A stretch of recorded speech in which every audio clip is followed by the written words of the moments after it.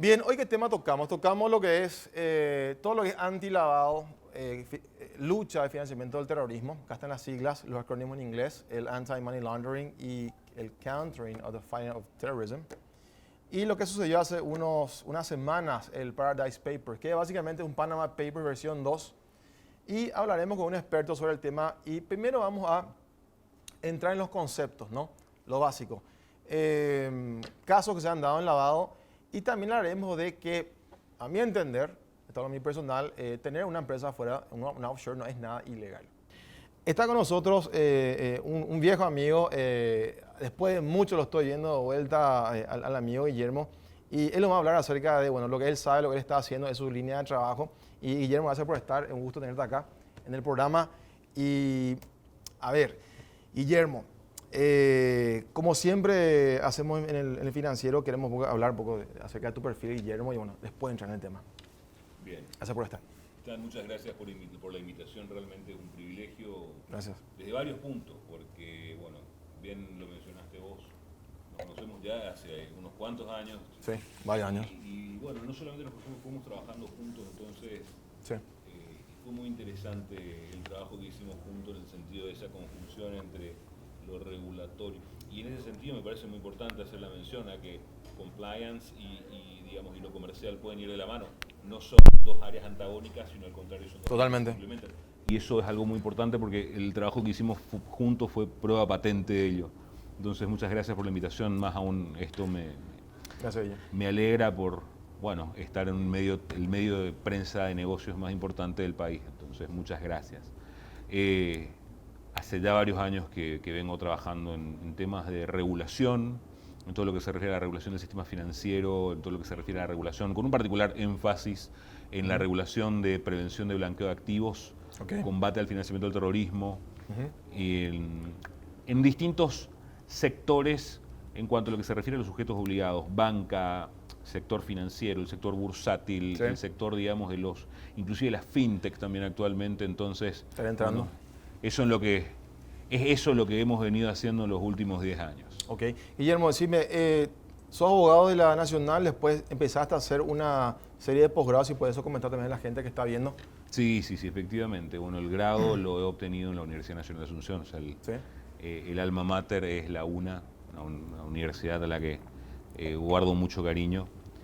Con posterioridad, efectivamente, fui haciendo distintos cursos de posgrado en Derecho Internacional con una universidad de Alemania, que mediante un convenio con un instituto acá en Paraguay. Okay. También de negocios fiduciarios con la Federación Latinoamericana de Bancos.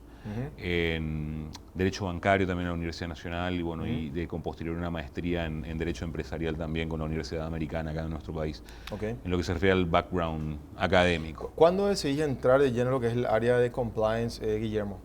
Eso fue a finales del año 2007. Cuando eso era totalmente un greenfield, o sea, no existía en Paraguay básicamente ni el concepto, vos hablabas de cumplimiento de la gente ni... Exactamente, de hecho y es muy interesante, fíjate, la manera en que esto se bajó a la regulación local nos muestra cómo se bajó. Fíjate, esto empieza en el año 2006, en el año 2007 empiezo a trabajar en esto en el sector financiero, justamente ya en el área de compliance. Sí. Y es muy útil ver cómo se injertó el tema de cumplimiento de la regulación local. Fíjate, la estructura corporativa o la estructura organizacional de la empresa paraguaya promedio, ¿cómo está compuesta? Gerente general, y en el organigrama por debajo están gerente de esto, de aquello, etc. Bien, como que esto es algo que se trajo de la regulación norteamericana, que cuando vemos sus organigramas tienen nombres distintos. Está el Chief Executive Officer, el CEO, y por debajo de él los distintos Chiefs, etcétera, Officer, el Chief Financial Officer, etcétera. Entonces, se toma y prestada la figura del Chief Compliance Officer de la estructura, digamos, más usual en lo que es el mercado norteamericano. O sea, y se trae y se injerta eso directo hasta traduciendo literalmente el nombre, oficial de cumplimiento o Compliance Officer. Y entonces ahí es donde surge como una especie de traumatismo en la estructura corporativa promedio, porque hasta el oficial de cumplimiento tiene como un problema de autoestima, o tenía un problema de autoestima al comienzo, porque todos sus pares eran gerentes, menos él era oficial de cumplimiento, porque era la traducción literal. Entonces, así como se empezó a injertar esto, la ley 1015 en su redacción original, de hecho, que distaba demasiado del estilo legislativo de las demás leyes. Ok. La ley 1015 ha sido considerada como una ley penal especial por el hecho de que contenía una disposición penal en lo que se refiere al castigo a las penas para el hecho punible de lavado de activos, y tenía un estilo legislativo diametralmente opuesto al resto. Ok. Hablaba de bandas criminales, por ejemplo, que es una noción vacía dentro de nuestro derecho porque no hace referencia a ninguna figura penalmente establecida. Acá tenemos la asociación criminal. Sí. Entonces, bandas criminales, que es un concepto muy usual en el derecho colombiano, por ejemplo, pero que no es conocido. Entonces, esto nos muestra cómo se fue injertando. Siempre hago esta comparación, de una u otra manera, esto con muy buenas intenciones, pero la manera en que la ley penal en nuestro país se bajó pareciera ser como un injerto de manzanas dentro de palmeras. Okay. Entonces, ¿quién fue en el Congreso en su momento el que llevó adelante esto? ¿El parlamentario o los parlamentarios? Realmente no recuerdo la iniciativa de quién fue, Ok. pero sí hubo como muchos de nuestros cambios legislativos fueron producto de, digamos, ya presiones por la necesidad de adecuarnos a los estándares internacionales. Y Ok. demás. Ok, perfecto. A ver, Guillermo, como te comenté, a ver, te muestro lo siguiente, tipo una introducción. El bolso con mucho dinero que uno entra en un banco y tipo las películas de antes, que en los 90 recuerdo, el banquero se levanta, le saluda, le abraza y a ver la cuenta. Bien. Sí. Los giros de dinero que de manera libre pasaban de punto en punto. Y luego pasó esto, Guillermo, el 11 de septiembre de 2001 y mi consulta, ¿cambió el mundo, Guillermo, a tu parecer? ¿Cambió cómo se hacen los negocios? Con certeza. Verdaderamente el sistema financiero ha conocido de épocas muy interesantes en ese sentido de que el que llevaba el dinero era el rey y no hacían muchas preguntas, que digamos.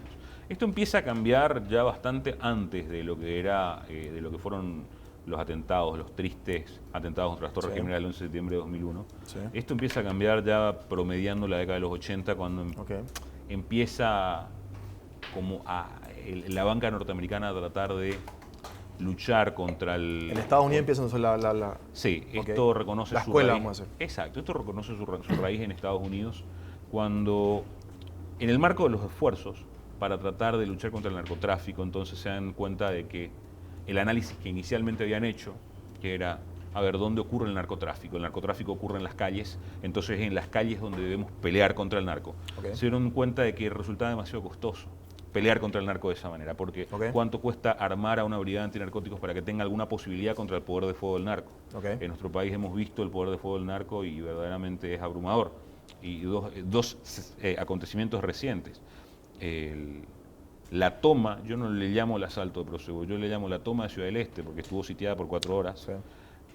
Y el asesinato de Jorge Rafat. Sí. Estamos hablando de que el poder de fuego de los grupos criminales que tienen como actividad el narcotráfico es verdaderamente abrumador. Entonces, armar a una brigada antinarcótico para que tenga alguna posibilidad contra el narco es demasiado costoso. Los operativos de compras simuladas implican muchos recursos del gobierno. La probabilidad de que un policía o un funcionario gubernamental se corrompa ante el infinito poder del dinero del narco es demasiado alta. Entonces, y se dieron cuenta de que no estaban como logrando mucho con esto y empiezan entonces a reanalizar el fenómeno del narcotráfico. Y se dieron cuenta que si bien el narcotráfico ocurría en las calles, el dinero no se quedaba en las calles. El dinero subía, como en toda organización, porque el crimen no se llama crimen organizado por una cuestión, por un eufemismo, es verdaderamente organizado y están mejor organizado que muchas estructuras corporativas lícitas. Es así. Entonces lo que ellos se dieron cuenta que iban a hacer era seguir el rastro del dinero. Lo que Watergate ya había enseñado en lo que se refiere a la corrupción, lo aplicaron y entonces empezaron a buscar dónde iba a parar el dinero. Y se dieron cuenta que iba a parar a cuentas bancarias a nombre de los kingpins, de los capomafiosos. Entonces ahí es donde ellos decían, no, la lucha contra el narco en la calle no nos sirve sola, debemos complementarla con la inteligencia financiera. Y ahí es que a mediados de los 80 implementan esto, que básicamente consistió en, querido banco, vos tenés información a la que nosotros, gobierno, no tenemos acceso, porque está vedada por el secreto bancario. Entonces, a partir de ahora necesitamos que vos le conozcas al cliente, sepas en qué anda y cuánto es capaz de ganar, y cuando el cliente haga algo que a vos no te cierra en base a lo que sabes de él, entonces levantás la mano y nos presentás un Suspicious Activity Report, un reporte de operación sospechosa. Ahí empieza todo. Todo empieza con el tema del lavado de dinero y es genial porque fueron componiendo el apellido, era prevención de lavado de dinero, luego fue prevención de lavado de dinero y financiamiento del terrorismo, ahora le agregaron otro más que es prevención de lavado de dinero, financiamiento del terrorismo y proliferación de armas de destrucción masiva. Ok. Entonces van agregándole. Y iba resultando esto relativamente bien. Digo relativamente bien porque siempre esperamos resultados absolutos, cuando verdaderamente es virtualmente imposible luchar contra el crimen y lograr vencer al crimen de manera absoluta. Ok. Hasta que se vinieron los bombazos, los avionazos más bien del 11 de septiembre de 2001, y en esto verdaderamente yo subrayo la expresión que utilizaste. Hay un antes y un después en la manera en que se hacen negocios en el mundo, si consideramos ese hito del 11 de septiembre de 2001. Okay. Se descubrió que verdaderamente los servicios financieros no solo eran funcionales para el lavado de activos, sino también resultaban demasiado funcionales para el financiamiento del terrorismo, que quiera sea o no es un problema demasiado presente. De 2001 a hoy la actividad terrorista se ha decuplicado, decimos, y nos quedamos cortos. Entonces, verdaderamente creo que es uno de los flagelos con los que habremos de seguir enfrentándonos en los próximos años. Ok, Guillermo, hablaste acerca del anti-lavado de dinero, lucha contra el financiamiento del terrorismo. Se sumó un tercero, que es ya la lucha de financiamiento para la proliferación de armas de destrucción masiva. Ahí sería, armas nucleares, el EMP también, que estoy escuchando que están también empezando a utilizar eso. Y esto es algo mío, ¿por qué nunca se habla también de lucha contra la corrupción cuando hablamos sabemos que hay también corrupción entre los gobiernos, tráfico de influencias con una espalda financiera importante? Y no se menciona. ¿Qué pensás sobre eso? Sabes que me parece demasiado adecuada la mención que haces, y esto es muy interesante. No tengo información local, pero me parece que de cualquier manera la información de países de la región resulta muy importante a efectos de ver cómo está. Son un barómetro de cualquier manera bastante preciso para ver cómo podríamos estar nosotros. En el caso de Perú, que la Unidad de Información Financiera, lo que vendría a ser el equivalente a la CEPRELAT del Perú, hizo públicos algunos datos muy relevantes de sus análisis, interanuales, de 2014 a 2015 y de 2015 a 2016, en los que vieron cómo de año a año se incrementaba en más del 100% el monto de las operaciones sospechosas reportadas vinculadas con la corrupción. Entonces uno se pregunta, ¿qué pasó? ¿Se volvieron todos más corruptos en el Perú? No, lo que ha ocurrido es que estas mismas herramientas que utilizamos para luchar contra el crimen organizado, contra el narcotráfico, trata de personas, básicamente siguiendo el rastro del dinero y viendo dónde va a parar todo ese lucro de origen ilícito, resultan demasiado útiles también para seguir el rastro del dinero que es básicamente sacado del Estado, el dinero que es robado al Estado. Entonces, la UIF peruana ha visto cómo se ha incrementado en más del 100% cada año el monto de las operaciones reportadas vinculadas con el terrorismo. ¿Por qué? Porque los sistemas van perfeccionándose, el sistema de gestión del riesgo de las personas expuestas políticas va perfeccionándose. Así es que, francamente, para mí, el siguiente apellido que se fuese a agregar a esta larga ya sucesión de lavado de dinero, financiamiento del terrorismo, proliferación de armas de destrucción masiva y lucha contra la corrupción, debiera ser eso. Perfecto. Guillermo, acá tenemos tres players de lo que es anti-lavado y todo lo que estamos hablando, ¿verdad? Egmont, Gafi y una CPLA, que es la versión, digamos, paraguaya. ¿Qué nos puede decir acerca de, por ejemplo, Egmont, que viene a ser como, yo siempre lo digo así en mis clases con mis chicos en la universidad, tipo el FIFA, pero de lo que es anti-lavado? ¿Qué podemos decir de Egmont? Sí, el grupo Egmont básicamente es como el club de las unidades de inteligencia financiera.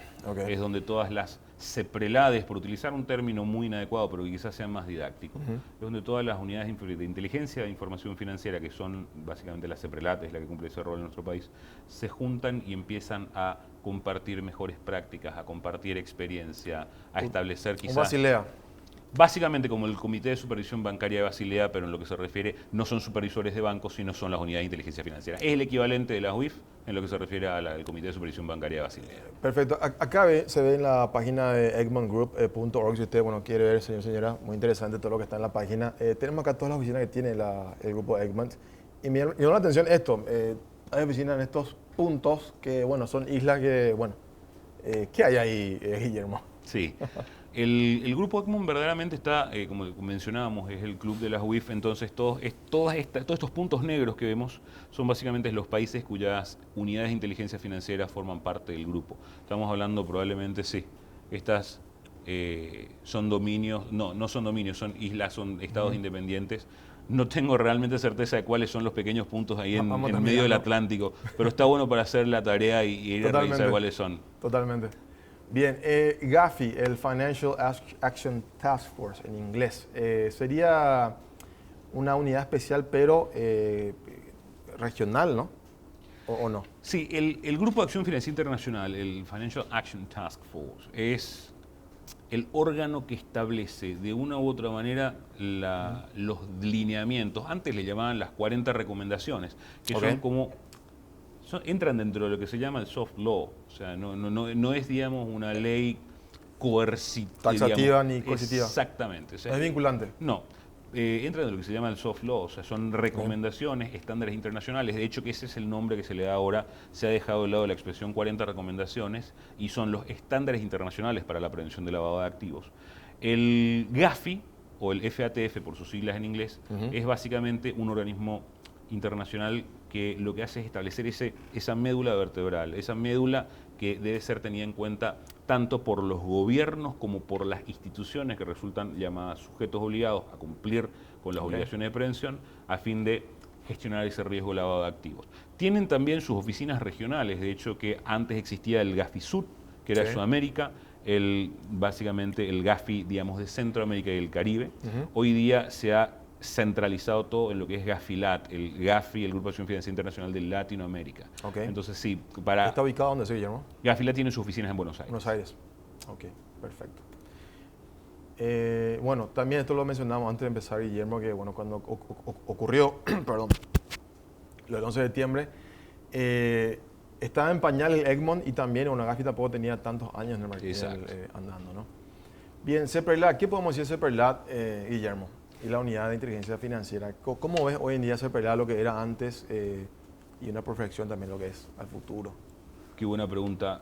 Me parece muy interesante lo que planteas, Stan, porque en esto es necesario, y lo había dicho en otro programa también, y quiero aprovechar este espacio para, digamos, hacer como una separación del trigo de la cizaña, en el sentido que la gente escucha CEPRELAT, Secretaría de Prevención de Lavado de Dinero, y tiene como una expectativa distinta a aquella que el marco legal le permite a la CEPRELAT. Veamos, la CEPRELAT hoy día, de acuerdo al marco legal que tiene, es una secretaría con rango ministerial. Por hacer una comparación con quizás otra secretaría que resulte más conocida o quizás un poco más conocida, Senavitat, la Senat, la Secretaría Nacional Antidrogas, la SEAM también. Tiene un rango de ministerio. No son ministerios, pero son secretarías con rango ministerial, tienen una línea de reporte directa al Ejecutivo. Veamos, si hacemos una comparación con la Senat, que tiene como quizás un rol relativamente coincidente, porque es antinarcóticos, antidrogas, vemos que la Senat tiene atribuciones de lucha en campo o atribuciones de investigación en campo, cosa que la CEPRELAT no tiene. O sea, la Senat puede salir a hacer un operativo en la calle, salir y apresar al narcotraficante, etc. La CEPRELAT, por el marco legal que tiene, no lo puede hacer. No puede hacerlo. Tiene básicamente 2 roles y medio. Digo 2 roles y medio y quiero explicar por qué. Tiene el rol de regulador. La ley dice que la institución que reglamenta las disposiciones de la ley antilavado de activos es la CEPRELAT. Entonces la CEPRELAT lo que hace es salir a escribir los reglamentos administrativos que los sujetos obligados deben cumplir para gestionar el riesgo de lavado de activos. Bien, en segundo lugar, la CEPRELAT es la unidad de inteligencia financiera, como bien lo dice el logotipo que agregaste. La unidad de inteligencia financiera lo que hace es recibir los reportes de operación sospechosa de parte de los sujetos obligados. Entonces, el rol de la CEPRELAT, por el marco legal que tiene, es un rol, en lo que se refiere a inteligencia financiera, esencialmente pasivo. No porque el ministro secretario o los funcionarios de la CEPRELAT no quieran salir a hacer su trabajo, no, porque el rol que legalmente tienen es pasivo en el sentido de que ellos esperan los reportes de operación sospechosa y sin reportes de operación sospechosa no pueden hacer nada. Entonces, y además, con un reporte de operación sospechosa muy magro, digamos, poco explicativo, etcétera, hay un principio en lo que se refiere a bases de datos que es garbage in, garbage out. Si entra basura, sale basura. No existe un proceso de alquimia que pueda ser capaz de convertir en oro algo que entró ya mal. Además, Guillermo, en derecho público lo que no está escrito está prohibido, entonces están totalmente atados de manos y entonces reciben el ROS de un banco, por ejemplo, y ese ROS, a ver, lo leen, está bien, perfecto, y lo pasa a fiscalía y se acabó ahí. Exactamente. Ahí donde ellos, al terminar su análisis, si es que encuentran indicios vehementes, que es lo que le dice, se lo pasan a la Fiscalía para que allí empiece la fase criminal, la fase penal de la persecución del lavado de activos. Y esa última media función que tienen, porque decía que tienen 2 funciones y media, es también realizan labores de supervisión, pero únicamente para aquellos sujetos obligados que no tienen un supervisor natural. ¿Puede la CEPRELAT supervisar a un banco? No, porque el supervisor natural del banco es la Superintendencia de Bancos. A una casa de bolsa, no, porque él es la Comisión Nacional de Valores. A otros sujetos obligados, como por ejemplo las inmobiliarias, casas de empeño, etcétera, que no tienen un supervisor natural y que por ende deben recibir supervisión prudencial, y allí es donde entra la CEPRELAT. Se ha hablado en unos congresos o reuniones con CEPRELAT y el gobierno respecto a cambiar la ley, que sea una CEPRELAT parecido a la CENAL, que tenga también ese rol activo y dejen de estar, digamos, pasivos. ¿Se ha hablado de eso, Guillermo? Realmente desconozco iniciativas legislativas o proyectos que hablen de eso. Sí se ha hablado de incorporar a la CEPRELAT al Banco Central, con sus pros y sus contras, porque este tipo de estructuras tienen, digamos, sus detractores, tienen sus conveniencias y tienen sus, obviamente, contrariedades, pero se ha hablado de eso. Yo creo que realmente ha sido un paso muy importante el que se ha dado, porque antes la CEPRELAT era un consejo consultivo, que estaba compuesto por gente del Ministerio del Interior, Policía Nacional, etcétera. Entonces, ha sido un gran paso el que se ha dado en 2009, cuando se modifica la Ley 1015 y se da a la CEPRELAT como la autonomía, al volverla una secretaría independiente, ya no un consejo consultivo, sino una secretaría con un ministro secretario.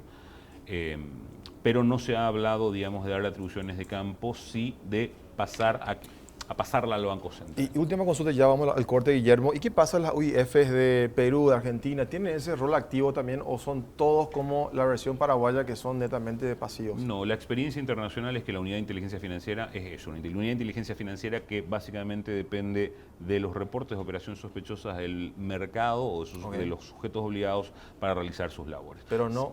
No.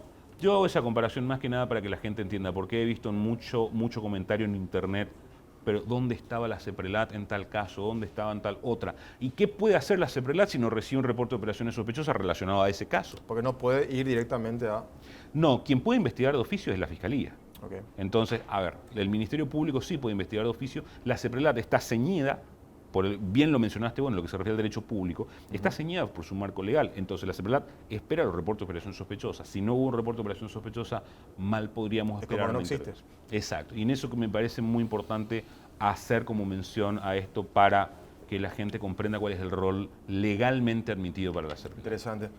Guillermo, Paper Company, ¿qué es la empresa de papel, Guillermo? Las empresas de papel tienen muchos nombres. Empresas de papel, empresas de fachada, shell companies. Son básicamente empresas que, si las analizamos desde la perspectiva estrictamente jurídica, son empresas que existen, tienen estatutos, están inscriptas en los casos de directores. Tienen directores designados, etcétera. O sea, desde la perspectiva del papel, por eso son paper companies, existen, pero no tienen una existencia real en el sentido de oficinas, empleados, stocks, etcétera, etcétera, etcétera. Entonces existen en los papeles, pero no in real life. Me parece que las paper companies son como un antecedente de lo que vendría a ser la virtual life actual. Totalmente. Tal cual. Guillermo, esto quiero ver tu opinión. Las etapas del lavado. A ver. Recolección o acopio del dinero, ¿verdad? Y colocación en el sistema financiero de una IFI. Segundo, ramificación, hacer que ese dinero que colocaste en la IFI, bueno, lo vayas poniendo pero en varios lugares. Tal cual. Y de vuelta volver en varios lugares, o sea, ir a hacer una especie de telaraña, para decirlo mal y pronto. Tercero, integración, que ese dinero que ya está ya repartido en varios sectores, te hablo ya a nivel mundial, lo invertís. Lo invertís en empresa, industria, bolsa, ¿por qué no? Activo financiero, que bueno, generará también un retorno, pero ya genuino, ¿verdad? Claro. Pero luego está la salida, el exit strategy, bueno, la liquidez o el uso. Cuando vos vendés eso, bueno, y utilizás para un elemento, digamos, perjudicial, ¿verdad? O sea, ¿qué opinas sobre este resumen, Guillermo? Mira, el tema de las etapas de lavado de activos es impresionante porque es parte del ABC antilavado de activos. Se viene hablando de esto desde hace literalmente 30 años. Es uno de los temas lamentablemente menos atendidos en lo que se refiere al tema de aquellos puntos a los cuales las compañías le prestan atención. Pero es uno de los temas más relevantes porque las etapas son tales, o sea, el lavado de activos es un proceso multietapa, un proceso complejo, que efectivamente implica todas estas etapas. En este sentido, la etapa de la colocación, ¿qué implica o qué es lo que busca la etapa de la colocación? El narco, el narco, por por antonomasia, cuando digo el narco me refiero al criminal organizado en general, que ya no solo el narcotráfico es la Trata de actividad. blancas, bueno, Contrabando, armas. tráfico de armas, Sí, sí. en muchas jurisdicciones también de la evasión de impuestos. Entonces lo que busca es cambiar la forma del dinero. ¿Cómo paga el crimen? ¿El crimen paga con tarjeta? ¿El crimen paga con cheque? No, el crimen paga en efectivo, cash. Entonces él lo que busca en la colocación es colocar sus recursos en el sistema en el sistema financiero para cambiar la forma. Busca que ese dinero en efectivo se convierta en un depósito en cuenta, en una transferencia, en un bien inmueble, en un bien mueble, en un bien lujurioso, etc. Entonces, básicamente lo que busca es cambiar la forma del dinero en la colocación. Esta es la etapa más difícil porque la colocación es la etapa para cuya gestión todas las instituciones tienen puesto la mayoría de sus controles. Esa es la razón por la cual hoy día es más difícil depositar o abrir una cuenta y depositar $50.000 a obtener un préstamo de $50.000 del sistema bancario. El sistema bancario ha establecido muy prudencialmente muchas barreras para tratar de evitar justamente la colocación. Pero como la colocación no resuelve el problema del criminal, porque si logró cambiar nada más la forma del dinero, el trayecto que el investigador forense debe seguir para encontrar la fuente ilícita sigue siendo muy corto. Allí es donde viene la segunda etapa que llaman ramificación, separación, estratificación también, que es básicamente una transacción tras otra. Es una transacción tras otra, pueden ser financieras o pueden ser meramente comerciales, compras, ventas, permutas, transferencias, cambio de divisas, muy bien mencionaste lo concerniente al tema de las criptomonedas, etcétera, que lo que buscan es poner distancia entre el dinero ilícito, entre el dinero y la fuente ilícita. Y finalmente se viene la integración en lo que se refiere a estas tres etapas, que es cuando el dinero ya puede tener una explicación. Al comienzo empezaste con una suma de dinero sin explicación, sin justificación, y en la integración tenés una respuesta. Si alguien te pregunta, ¿y este dinero dónde salió? Tenés una respuesta, un préstamo, renta de algún título. Empresa, mi industria. Exactamente. Perfecto. Y finalmente que esto es el momento en el cual efectivamente el criminal, la liquidez o el uso, el momento en el cual el criminal ya goza el fruto del crimen, ya sin ningún tipo o sin mucha preocupación, etcétera. Pero en lo que se refiere a las etapas de lavado de activos, estas son tales, y hasta la regulación actualmente sigue mencionando que los programas de prevención de lavado de activos de los sujetos obligados deben tener en cuenta las etapas. O sea, esto no es una cuestión, un capricho doctrinal nada más, sino es una cuestión que tiene relevancia desde el punto de vista práctico. Pero no tenemos un manual o una ley que hable específicamente de las etapas y las banderas en cada etapa, ¿no? ¿Verdad? No, realmente, en lo que se refiere a reglamentos, no existe ese tipo de disposiciones en los reglamentos. Sí, obviamente, en las mejores prácticas, en lo que se refiere a, digamos, la manera en que las instituciones lo están bajando. Ok, acá preparé, Guillermo, 3 ejemplos de lavados reales que, bueno, que estuve viendo en los medios internacionales.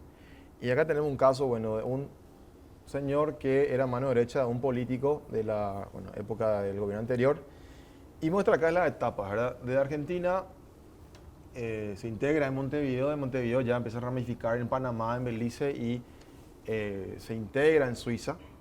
Y luego, bueno, volvía, también a Argentina para ya hacer la inversión oficial de ese dinero. Esto es algo común, Guillermo, ¿no? Es totalmente. Y me resulta muy interesante la imagen que elegiste, porque esto nos muestra muy gráficamente el circuito que realiza el lavado de dinero, porque hablábamos también del tema del financiamiento del terrorismo hace rato, y vemos cómo la diferencia en lo que se refiere a los movimientos de dinero es diametralmente opuesta. En el lavado de dinero, el circuito en sí empieza, puede pegar todas las vueltas que uno quiera, pero forzosamente para esa cuarta etapa que mencionabas, que era la etapa del disfrute, vuelve forzosamente a la persona en la cual empezó ese recorrido. El lavado de dinero tiene un movimiento circular, porque empieza todo un trayecto cuyo objeto es justamente que vuelva ya con una explicación. Y vuelva. Exacto, ya sin complicaciones. El financiamiento del terrorismo, en cambio, tiene un movimiento puramente lineal, porque el dinero va para soportar la actividad terrorista, no vuelve. Entonces ahí es donde vemos como esas diferencias que, a pesar de que vuelven, digamos, hasta cierto punto distintas a las dos actividades, utilizan de cualquier manera los mismos canales, y por ello hablamos de lavado de dinero y financiamiento del terrorismo cuando hablamos de la utilización de los sistemas financieros, utilización indebida de los sistemas financieros. Ok, este señor Leonardo Fariña, no sé cuál es su situación procesal ahora en Argentina, decía el artículo que él llevaba en maletines dinero a Buenos Aires. O sea, y ahí metía el sistema financiero. O sea, ahí se daba ya la colocación inicial y tuvo que haber tenido, bueno, una complicidad de un banco. No vi cuál fue el banco, ¿verdad? Pero quería netamente mostrar, bueno, cómo funciona esto. Belice, ¿qué opinas de Belice, Guillermo? Bueno, esta es una de las jurisdicciones más frecuentemente consideradas como de alto riesgo, de la perspectiva de quizás regulaciones laxas en lo que se refiere al tema de lavado de activos. ¿Es gris o es rojo en Gafi?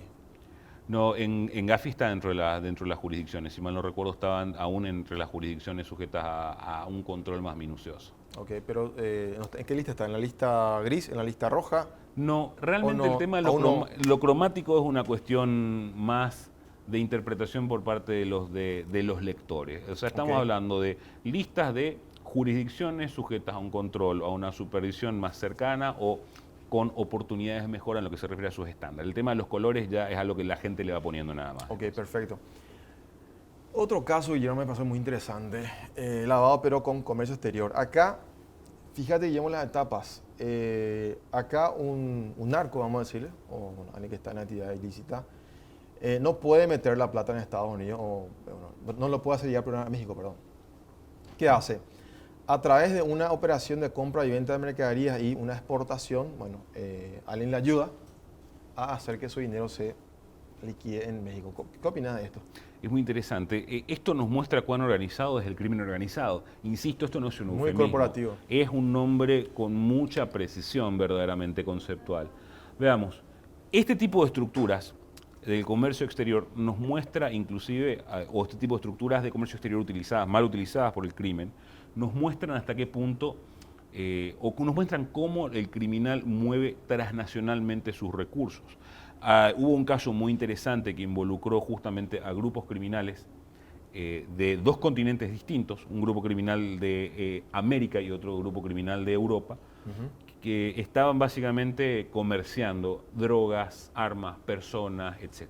Okay. Entonces, ¿cómo se da el pago por las armas que son provistas por el grupo criminal americano al grupo criminal europeo? Y lo que hicieron fue justamente utilizar una estructura de comercio exterior y lo que hicieron fue habilitar la empresa de fachada de los criminales en América, habilitó una carta de crédito en un banco en que existía una jurisdicción, digamos, bastante amigable, que no hacía muchas preguntas. Entonces, lo que hicieron fue habilitar la carta de crédito, una carta de crédito stand-by, que básicamente garantizaba unas operaciones crediticias en un banco local de la jurisdicción del grupo criminal americano. Entonces, permitieron que cayera en default la obligación garantizada, que la carta de crédito honró esa deuda y luego el banco, en la jurisdicción, digamos, amigable, empezó a requerir el pago. ¿Cómo cancelaron la obligación en el banco que estaba en la jurisdicción amigable? Con un maletín de dinero en efectivo. Así es que los criminales europeos pagaron la deuda que tenían con el grupo criminal americano. Fueron ellos y cancelaron la deuda. O sea, esto nos muestra cómo mueven transnacionalmente recursos. Perfecto. Avanzando un poquito, ¿qué opinas sobre las criptomonedas, Guillermo? Que yo creo que es algo, Bitcoin es algo real, es un activo o un medio de pago, pero tiene el factor de anonimato. ¿Qué opinas? Totalmente de acuerdo. Mira, estamos, y esto es algo que ha sacudido al mundo y vamos a hablar después con algún detalle más.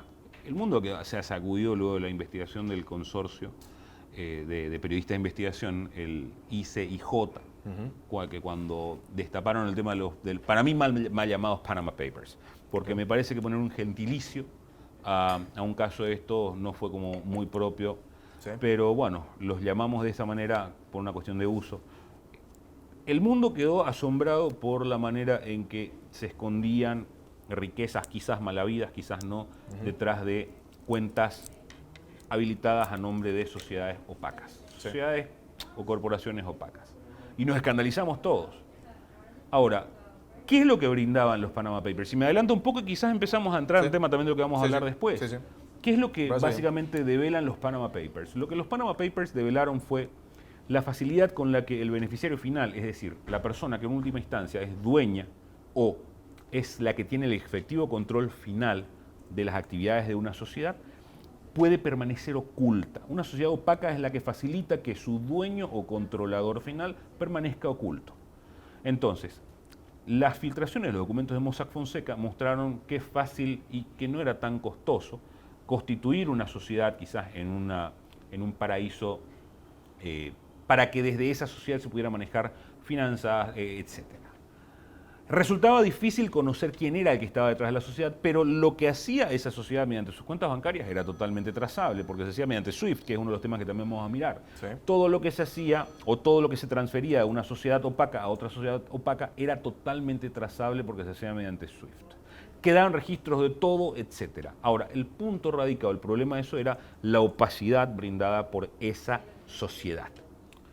Con las criptomonedas no solamente hay opacidad detrás de quién es el que está detrás de la billetera de bitcoins o lo que sea, sino también ya existen problemas graves de trazabilidad, porque existen demasiadas herramientas gratis que permiten justamente borrar el rastro que dejan las transacciones en criptomonedas. Entonces nos enfrentamos a un problema mucho mayor al que nos enfrentábamos con las sociedades opacas. Y nunca se habla de eso. O sea, yo siempre escucho gente hablando de Bitcoin en el futuro, perfecto, le aplaudo y todo, pero mencionar también el factor de lo que acabaste de decir, ¿verdad? Exacto. Se puede mal utilizar y bien.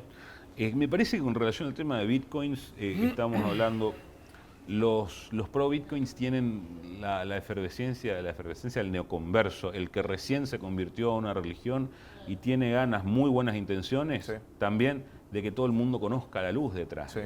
Y hay como mucha efervescencia, hay posturas muy radicalizadas y en ese sentido, Y ni piensa en eso. no, hay Es demasiado inocente en riesgo. el respecto de... Totalmente, el riesgo de lavado de activos, financiamiento al terrorismo y en general la mala utilización de algo que intrínsecamente no es malo, porque en esto debemos ser muy, muy precisos, ni las sociedades offshore, ni las criptomonedas son intrínsecamente malas. No, el problema es que resultan muy funcionales para ser utilizadas indebidamente. Perfecto.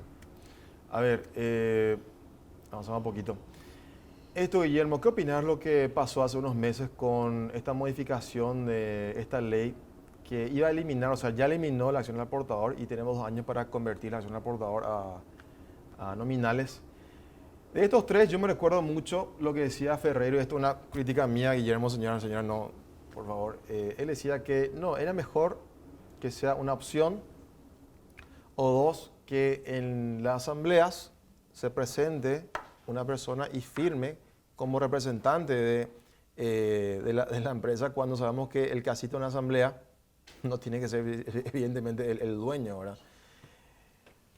A ver, ¿qué pensás que estaban esta gente pensando, Guillermo? Con todo respeto, de manera objetiva, ¿no?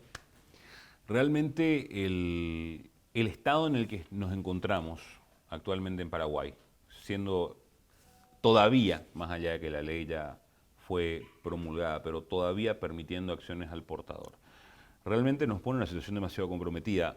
Y menciono, digo hasta Panamá, no porque Panamá sea una jurisdicción de bajo cumplimiento, no, en el sentido de que Panamá es una jurisdicción en la que la flexibilidad para la constitución de sociedades era verdaderamente admirable. Okay. Hasta Panamá ha eliminado las acciones al portador. Ha renunciado a probablemente uno de sus principales atractivos. Hasta ellos lo han hecho. Nosotros que no tenemos, digamos, el rol de hub financiero que tiene Panamá, no entiendo cuál es el motivo por el cual sigamos negándonos a dejar de lado las acciones al portador con todos los problemas que ello trae y abrazar la nueva, digamos, tendencia en el mundo, que es todo debe ser nominal. Totalmente. El riesgo es demasiado grande detrás. Bien, ¿yo qué puedo decir? Asesórense mejor, señora congresista. Pero bueno, Guillermo, no hablamos de esto, es muy importante, quiero mencionar a toda la audiencia, ¿qué es un PEP? ¿Y por qué es importante diferenciar qué es un PEP y qué trato se le da a un PEP? Claro, las personas expuestas políticamente son aquellas que, como bien la definición regulatoria dice, personas que desempeñan o han desempeñado, la definición original decía, desempeñan o han desempeñado una función pública destacada en el extranjero. Hoy día la regulación ha ido incorporando no solamente a aquellas personas que desempeñan funciones públicas destacadas en el extranjero, sino también a las locales. Okay. Y de hecho que hay hasta prácticas que recomiendan no solamente, y esto la corrupción brasileña nos ha ratificado como sana práctica, no solamente las personas físicas, sino incluso las instituciones gubernamentales deberían ser consideradas como personas expuestas políticamente. Son consideradas sí, el caso Petrobras. Fíjate, en el caso Petrobras, básicamente estamos hablando de recursos detraídos directamente a instituciones gubernamentales. ¿Tenemos países que toman un PEP, una institución pública, Guillermo, en el mundo? No, realmente son más bien prácticas de prácticas bancarias. O sea, los bancos han decidido incorporar también. Es un soft law. Exactamente. Okay. Entonces, ¿por qué la persona expuesta políticamente es de riesgo alto? Por el hecho de que dependiendo de la función que tenga, es susceptible o de recibir propuestas indecentes para hacerse con licitaciones, etcétera, o directamente de, digamos, sacar indebidamente recursos del Estado. Entonces, esa es la razón por la cual resulta de alto riesgo. Y lo que hablábamos hace rato de la experiencia peruana en cuanto al crecimiento de los montos reportados relacionados con la corrupción nos muestra claramente que este es un concepto vigente y actual. Perfecto. Guillermo, caso en Paraguay, acá tenemos unos casos bueno, que se han dado. El más sonado fue el que se dio hace, creo que 5 años, 2011, que era parte de esto, bueno, varios bancos importantes acá en Paraguay. ¿Cuáles son los casos más importantes, Guillermo, que vos has, digamos, analizado? Para mí, el caso, digamos, el buque insignia de los casos de lavado de activos en nuestro país sigue siendo el caso que mencionaste, el caso que empezó a investigarse en 2011 y al que se le dio el nombre del caso Forex porque era el nombre de una de las casas de cambio que hoy día ya no existe, que fue como la bisagra en toda esta estructura. Para mí sigue siendo el caso más emblemático porque implicó por primera vez la utilización de La estructura. no solamente eso, sino, digamos, la imputación por negligencia grave de personas vinculadas con el sector bancario. ¿Qué pasó con eso, Guillermo? ¿Quiénes son los que están ahora, digamos, con penas sobre esto? Los bancos tuvieron multa, pero los oficiales de cumplimiento tuvieron penas. Fueron cómo procesados realmente, no tengo entendido que el caso todavía no había culminado. Hubo algunos funcionarios bancarios que decidieron tomar salidas procesales antes de que se llegara a una sentencia, pero básicamente lo paradigmático de esto es el hecho de que se haya utilizado por primera vez la imputación por negligencia grave. Ok, perfecto. Canales, lo hablamos recién también, Guillermo, hace un rato, sobre el SWIFT, sobre también el SWIFT europeo, yo lo digo, que es el EPC, el European Payment Council, el China International Payment Service Corp, que está también ya entrando, y también el SWIFT de ruso. ¿Por qué es importante esto entender y comprender, Guillermo, dentro del esquema que estamos hablando? Básicamente, SWIFT es, entre comillas, el cable o el camino mediante el cual se realizan o que se utiliza para realizar las transacciones internacionales, básicamente, de una manera muy grosera explicándolo con la intención de que sea lo más didáctico posible. ¿Por qué es relevante esto? Porque todo lo que ocurre en las operaciones transnacionales, todo ocurre mediante el SWIFT, o sea, todas las transacciones internacionales se realizan, las transacciones interbancarias, digamos, jurisdicciones se realizan mediante el SWIFT y es lo que moviliza, digamos, al comercio internacional. Y por ende, no solamente el lícito, sino también el ilícito. Ok, ¿qué opina, Guillermo, del reporte de Basilea que hace unos meses le golpeó muy fuerte a Paraguay, le puso en el top 20 de los países con mayor riesgo de lavado? Acá está justamente el equipo. Yo una vez ya le escribí a Greter Fenner, tengo pendiente de llamarle, te cuento, hasta en vivo le quiero llamar. Y acá está, bueno, el listado. Top 20, Irán, Afganistán, Guinea, Bissau, Tayikistán, Laos, Mozambique, Malí. Bueno, entre ahí está nuestro querido Paraguay, entre los países que a uno ni conozco dónde está en el mapa. ¿Qué opinas sobre esto? Mira, Con todo lo que tenemos, creo, bueno. Mira, yo te soy muy franco con esto. Respeto mucho las conclusiones del informe. Me parece que recibió mucha atención. Acá están los países. Sí, recibió mucha atención por una cuestión casi de homonimia, porque fíjate, hablamos hace rato del Comité de Supervisión Bancaria de Basilea.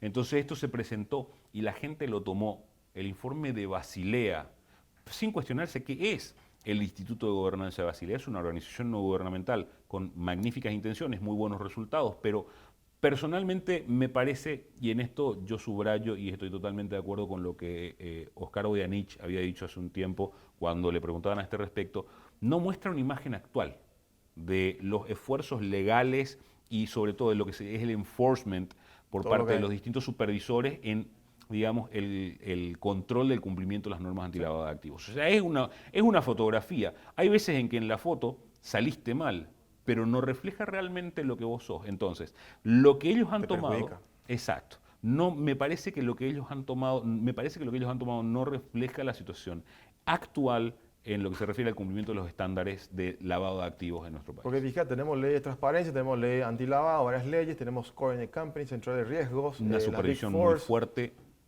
Mira, y nos ponen con esta gente, o sea, todo bien con estos países, pero no me considero que estoy ni al lado de estos países, pero siempre digo esto también yo, Guillermo, y la gente que me sigue saben esto, que hay que analizar, analizarlos a los analistas, perdón, y ver también los datos que ellos utilizan. Yo también le escribí a esta señora, acá está el correo, esto fue el 22 de agosto, y le pedí las fuentes, y nada, todavía.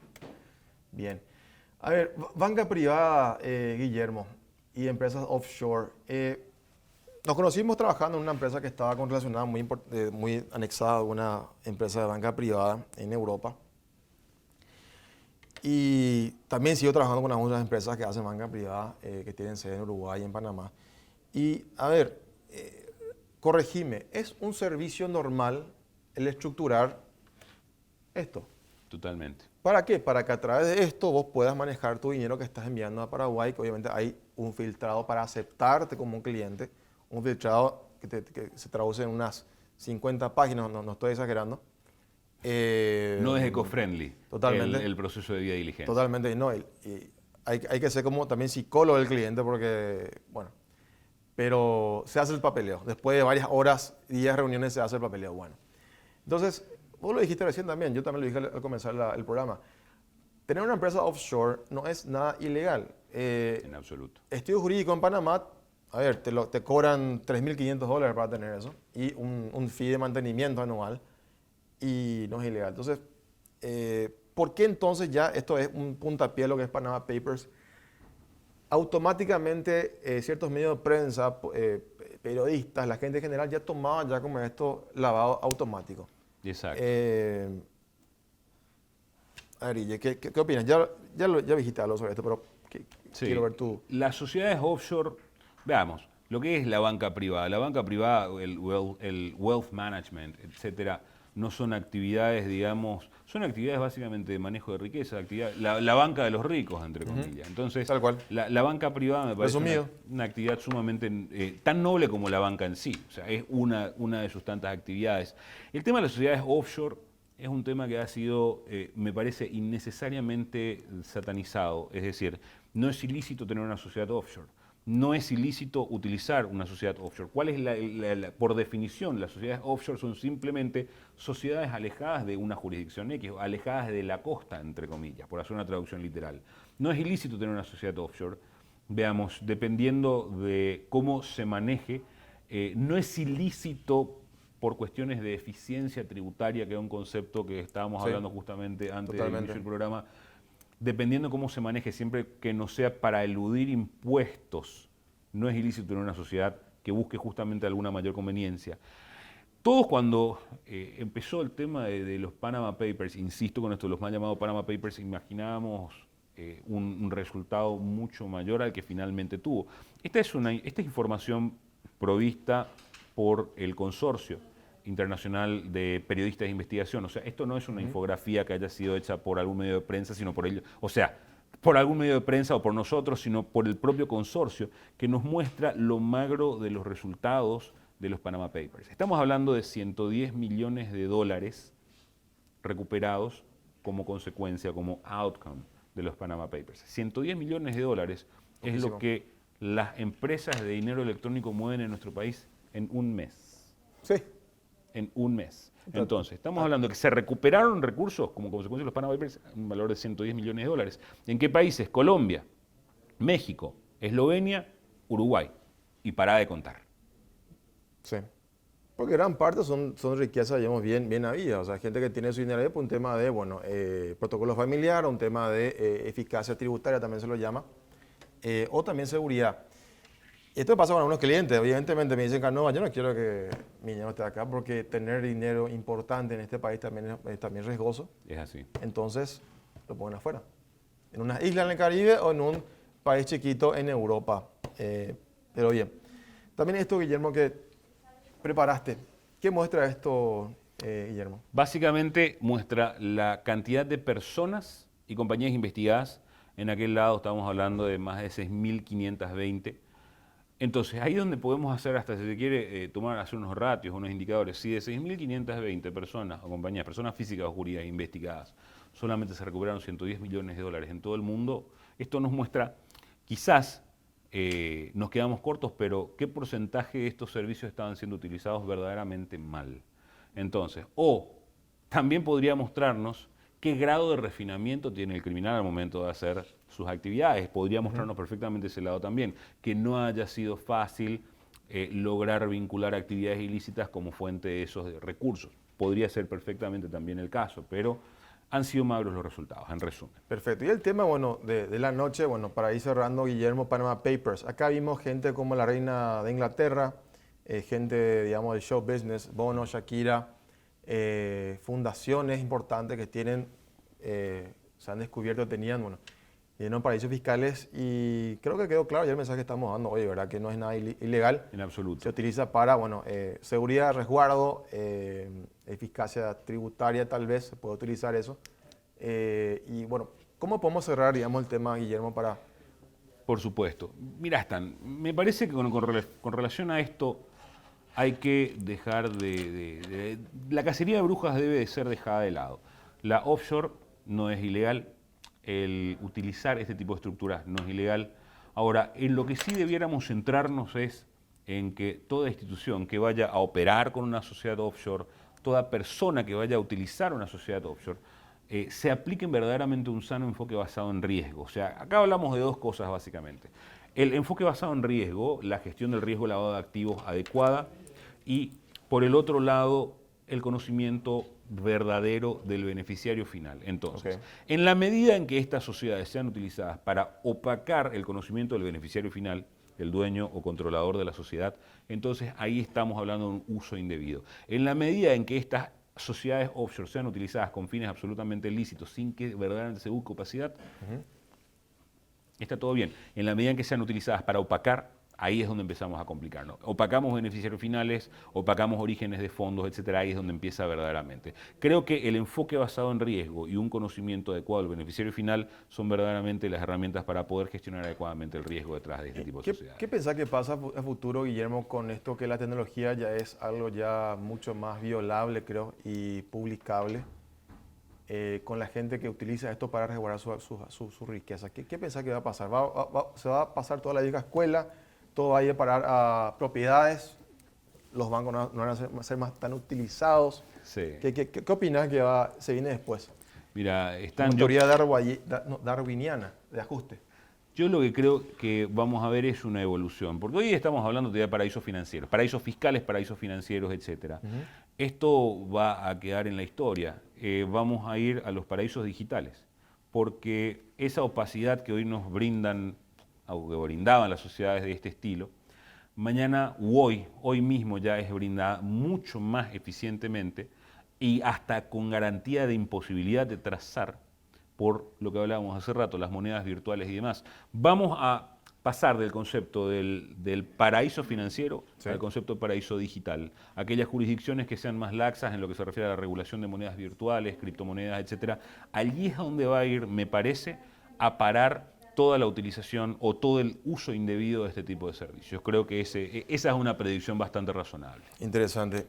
Guillermo, para ir cerrando, un mensaje que quiera dar a la gente que está viendo el programa sobre el tema que tocamos hoy, Guillermo. Es necesario verdaderamente dejar ciertos paradigmas detrás. O sea, hay que, y en esto creo que nuestro rol están, digamos, como especialistas en estos temas es central. La gente debe formar su opinión adecuadamente para poder emitir juicios. Hay mucha opinión muy bien intencionada, pero muy buenas intenciones, pero quizás con una mala asesoría, una mala lectura detrás. Totalmente. Es nuestra culpa, hago mea culpa en este sentido. Totalmente. Debemos ayudar a la gente a que comprenda verdaderamente el alcance y el verdadero sentido de este tipo de cuestiones. Y una cosa más, también me recuerda hace 4 años, Guillermo, cuando estaba en esa charla que hablaste justamente de eso, ¿te acuerdas? Yo te hice una pregunta, te repito. ¿Por qué el Código Penal es tan laxo cuando hablamos de temas así? Hablamos de pena de 2-3 años cuando realmente debería ser lo más serio. ¿Qué opinas sobre eso? Veamos, las leyes son, entre comillas, una construcción social. En teoría, la ley es el producto de la concepción o de las consideraciones de la sociedad respecto a ciertos hechos, considerándolos valiosos o disvaliosos. En ese sentido, nuestro Código Penal lamentablemente no ha sido lo suficientemente representativo de nuestra realidad.